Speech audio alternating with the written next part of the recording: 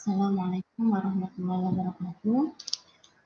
Terima kasih kepada panitia Seminar National Conference of Industry, Engineering and Technology yang telah memberikan saya kesempatan untuk mempresentasikan hasil penelitian kami yang berjudul Evaluasi Kinerja Membran Reverse Osmosis High Flux SW30HR LE400 pada PLTU Python. Dalam seminar kali ini, saya Anis Royhatin yang akan mempresentasikan hasil dari penelitian kami. Adapun tim penelitian kami yaitu saya sendiri, Anis Royhatin, Bapak F. Kata Sumarno, dan Saudara Indias Petra. Dari Program Studi Teknologi Rekayasa Pembangkit Energi, Program Studi Teknik Konversi Energi, Jurusan Teknik Mesin, Politeknik Negeri Semarang. Kita langsung saja. Kita tahu bahwa dalam PLTU, ya khususnya pembangkit listrik tenaga uap, boiler ini membutuhkan air umpan yang digunakan untuk menghasilkan uap. Nah, air umpan boiler salah satunya sumbernya merupakan air laut yang jumlahnya berlimpah, sehingga perlu proses pengolahan di mana agar air umpan boiler ini sudah sesuai dengan spesifikasi yang diinginkan. Nah, proses pengolahan air pada air umpan boiler ini meliputi beberapa tahap, karena memang kita tahu bahwa air umpannya merupakan air laut, sehingga ada proses yang namanya desalinasi. Nah, dalam PLTU Python, proses desalinasi ini menggunakan teknologi membran reverse osmosis, atau lebih tepatnya seawater reverse osmosis atau SWRO. Nah, ini adalah gambaran dari siklus air dan uap air pada PLTU Python, di mana air masuk, ya, ini dari air laut yang kemudian dilakukan proses pengolahan air atau water treatment pada WTP. Nah, dari proses pengolahan air ini digunakan nanti untuk air kondensat, air pendingin, kemudian juga digunakan untuk air umpan boiler. Nah, kemudian didinginkan kembali setelah proses dan kemudian dikembalikan lagi ke laut. Ini gambaran secara umum bagaimana siklus air dan uap air yang ada di pembangkit listrik tenaga uap. Nah, kita masuk pada sistem WTP atau Water Treatment Plant pada PLTU Python. Secara umum ada 3 tahapan proses.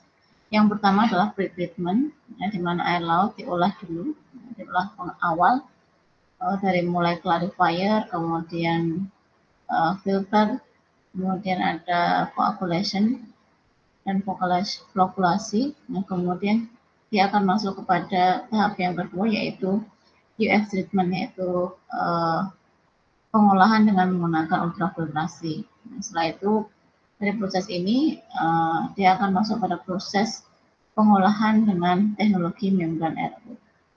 Nah, sehingga dari proses RO ini diharapkan nanti dia sudah bisa digunakan air umpan untuk boiler, atau dilakukan proses lebih lanjut yaitu dengan proses demineralisasi. Ini gambaran untuk proses di PLTU Python terkait dengan pengolahan airnya. Nah, membran yang akan kami tinjau kinerjanya yaitu membran RO dengan spesifikasi berikut, ya, dibuat oleh high flux, diproduksi oleh high flux, film tech, kemudian membran modelnya SW30HR LE400 power dengan vessel 47 vessel per train, kemudian elemennya 7 elemen, kemudian recovery rate, ya, kemampuan penyaringannya kurang lebih 40%. Ini bisa dilihat bahwa bentuk dari membran RO merupakan membran hollow fiber membran, ya, di mana air murni ini masuk kemudian dilewatkan sehingga air bersihnya atau air yang tersaring, ya, permeatnya ini akan keluar dari lapisan-lapisan hollownya. Ini berikut adalah prinsip kerja membran RO. Secara umum dibagi dua, yaitu depth and filtration, ya, dan juga cross flow filtration. Nah, untuk tipe hollow fiber ini menggunakan yang kedua, ya, proses filtrasi secara cross flow, di mana air umpan dimasukkan, ya, dilewatkan saja, kemudian primer akan keluar pada sisi bagian bawah.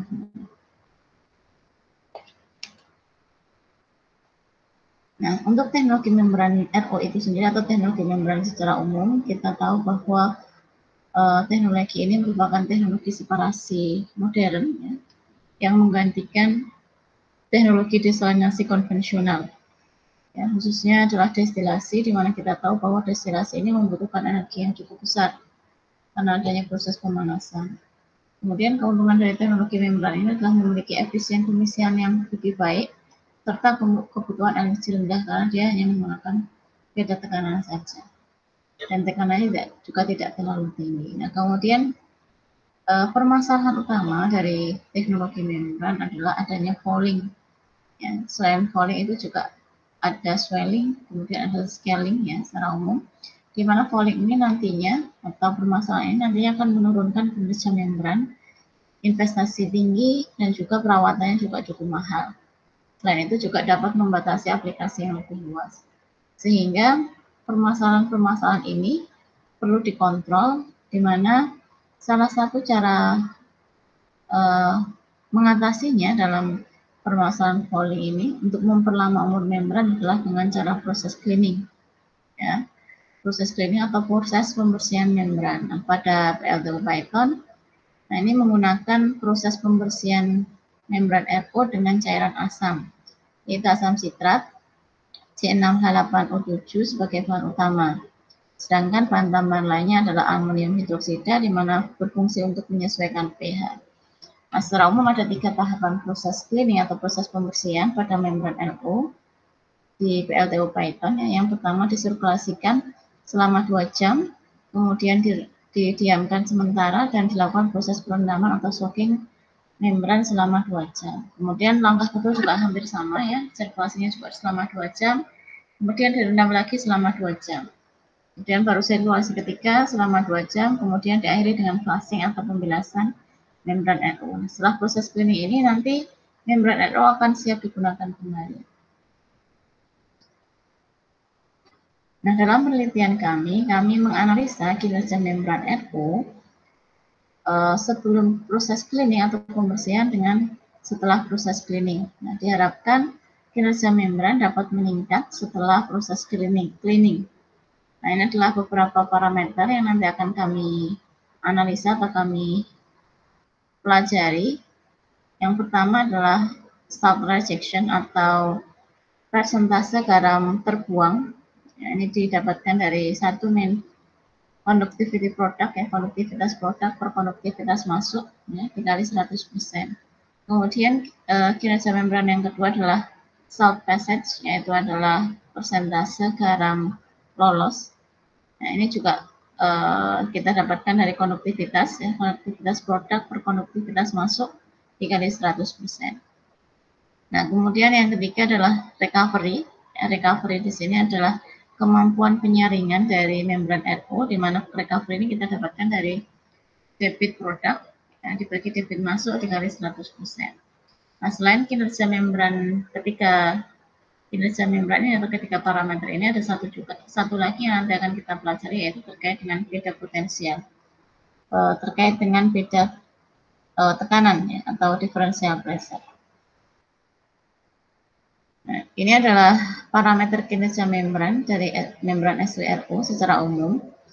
Ya, ada flux permeatnya, kemudian tekanan hidrostatik ya, di mana membran SWRO ini bekerja, kemudian secara umum penggantian membran itu berkisar antara 2 sampai 5 tahun.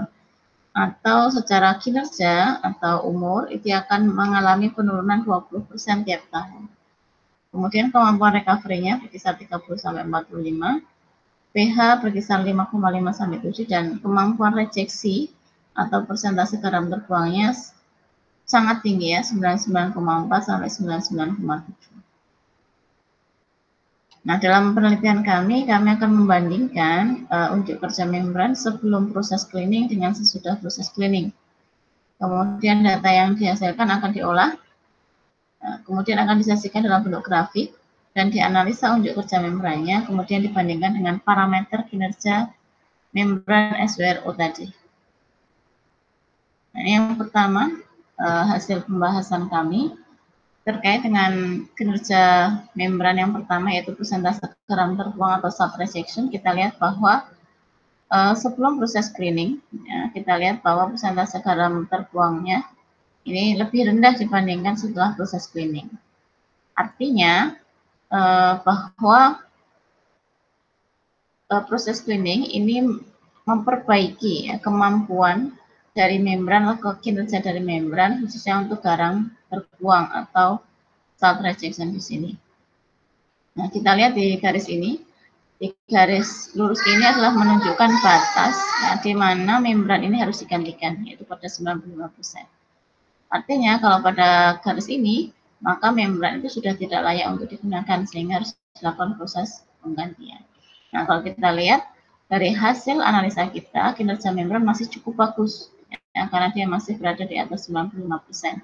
Akan tetapi kalau kita lihat dari parameter SWRO, ya, parameter kinerja untuk membran SWRO, ini masih di bawah. Ya. Artinya bahwa proses cleaning ini tidak bisa mengembalikan kinerja membran ke kondisi awalnya. Karena tadi lama pemakaian ini pasti akan menurunkan kinerja dari membran atau efektivitas dari membran. Nah, kemudian kita lihat pada parameter yang kedua, yaitu terkait dengan persentase garam lolos atau salt passage. Nah, sama halnya seperti pada persentase garam terbuang, ya, ini kebalikannya, nah, bahwa sebelum proses screening garam lolosnya cukup tinggi, ya, berkisar antara 1,7 sampai 2, ya. Tapi ketika sudah mengalami proses screening, ya, kita lihat bahwa trennya ini cukup rendah, ya, nah, cukup rendah, bahwa di sini berkisar di antara 1,35% untuk garam lolosnya. Namun kita lihat bahwa di garis orange ini adalah menunjukkan bahwa seharusnya kemampuan dari membran SWRO, ya, parameter kinerjanya adalah berkisar di 0,95%.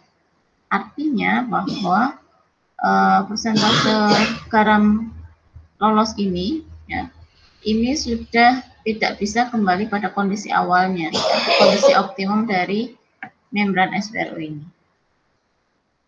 Sama halnya kita lihat bahwa pada differential pressure, ya, parameter kinerja yang lain, yaitu beda tekanan, dan di sini juga sama.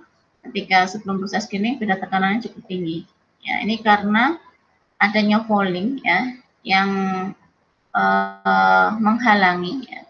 menghalangi proses reverse osmosis. Ya.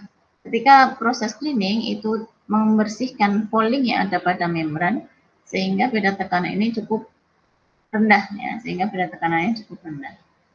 Nah, kemudian batas orange di sini ini menunjukkan batas orange di mana batas maksimal beda tekan yang diizinkan. Ya, artinya ketika sudah mencapai 2 bar, ya, 2 bar ini adalah beda tekan yang maksimal yang diizinkan.